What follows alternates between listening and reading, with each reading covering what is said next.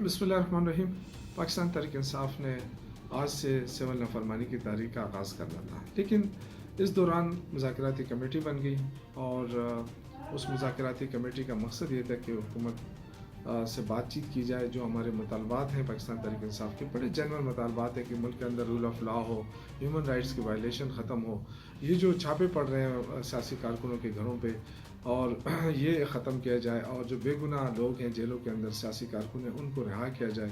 اور جو مینڈیٹ چوری ہے اس پہ بات کی جائے۔ بڑا سمپل سا فارمولہ تھا، چونکہ اس پہ کمیٹی بن گئی اور بڑی ہائی پاور کمیٹی تھی، اور خان صاحب نے اس کے بعد 5 کے بعد 7 رکنی کمیٹی کر دی، اور اس میں وہ لوگ ہیں، عمر ایوب صاحب ہیں، اس میں اسد کیسر صاحب ہیں، حامد رضا صاحب ہیں، عباس صاحب ہیں، اس طرح کے لوگ جو ہے نا جنرل لوگ، سیاسی لوگ اس کمیٹی میں ہیں، اور ان کا مقصد یہ تھا کہ بہت سارے ایشوز ایسے ہیں کہ اگر مذاکرات کے لیے حکومت بیٹھتی ہے تو بہت سارے ایشوز اس میں حل ہو سکتے ہیں، لیکن بدقسمتی ہے کہ حکومت نے ان مذاکرات کی طرف اس لیے توجہ نہیں دی کہ وہ شاید سمجھتے ہیں کہ تحریک انصاف جو ہے وہ کمزور پڑ گئی ہے۔ یہ پتہ نہیں غلط فہمی کیوں حکومت کے اندر پیدا ہوئی ہے، نہ تو تحریک انصاف کمزور ہوئی ہے۔ ہاں، ہر تاریخ میں آپ نے دیکھا کہ کنٹینر لگے ہیں، آنسو گیس کی شیلنگ ہوئی ہے، لوگ گرفتار ہوئے ہیں، لوگوں کو مارا گیا ہے، پیٹا گیا ہے، اس کے باوجود نیکسٹ تاریخ میں زیادہ تر لوگ نکلے ہیں۔ تو یہ بھی آپ دیکھنا ہے کہ اگر تاریخ کا اعلان ہوتا ہے، جو بھی تاریخ ہو، سول نافرمانی کی تاریخ ہو یا دوسری تاریخ ہو یا احتجاج ہو یا دھرنا ہو، اس میں آپ دیکھیں گے اس سے زیادہ اثر پڑے گا، لیکن حکومت شاید یہ سمجھ رہی ہے کہ سول نافرمانی کی تاریخ بہت بڑی تاریخ ہے اور یہ حکومت نہیں کامیاب کرا سکتی۔ لیکن میں ایک مثال دوں کہ اگر صرف یہ اوورسیز پاکستانیوں کو کہا جائے، اور جو 33-34 بلین ڈالر جو ہیں ہر سال آتے ہیں ریمیٹنسز کی صورت میں، پھر جو پاکستانی باہر سے آتے ہیں وزٹ کرتے ہیں تو 3-4-5 بلین ڈالر ان کی انویسٹمنٹ آ جاتی ہے، تو یہ 40 بلین ڈالر تک بات پہنچتی ہے۔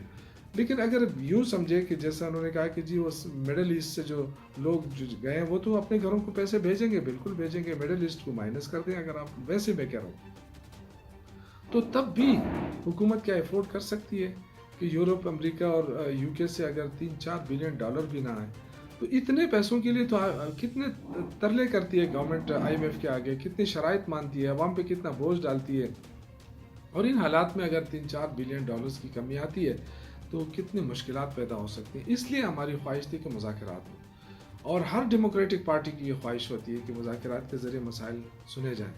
اور حکومت یہی مذاکرات کھیلتی تھی پر ٹی وی ٹاک شو کے اوپر۔ لیکن جب ہم نے خان صاحب نے سیریس فیصلہ کیا، عمران خان نے، تو اس کے بعد ہم نے دیکھا کہ حکومت بیک فٹ پہ چلی گئی اور اب جو ہے مذاکرات سے بھاگ رہی ہے، تو اس سے مسائل پیدا ہو گئے۔ تو اس لیے میں یہ وضاحت کرنا چاہتا ہوں کہ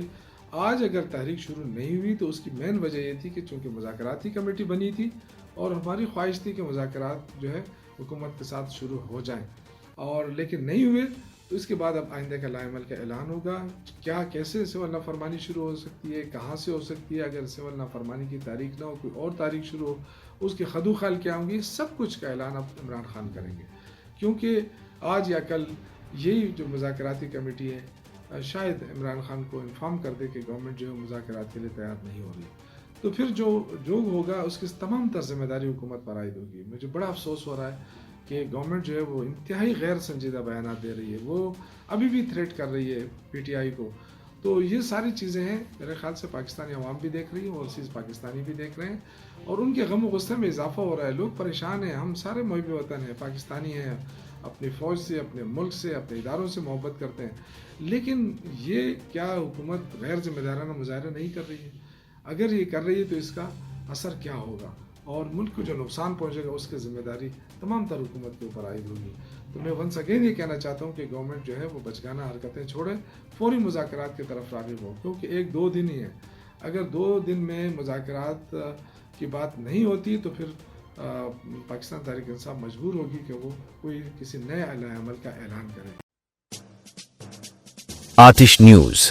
پاکستان کے سب سے بڑے نیوز نیٹ ورک کا حصہ بننے کا سنہری موقع، ملک بھر سے درج ذیل آسامیوں کی ضرورت ہے: bureau chief, deputy bureau chief, video editor, city reporter, تحصیل reporter, district reporter, crime reporter, press reporter, نمائندہ، نامہ نگار۔ Chief executive Syed Jamshed Bukhari. مزید معلومات کے لیے ان نمبرز پر رابطہ کریں۔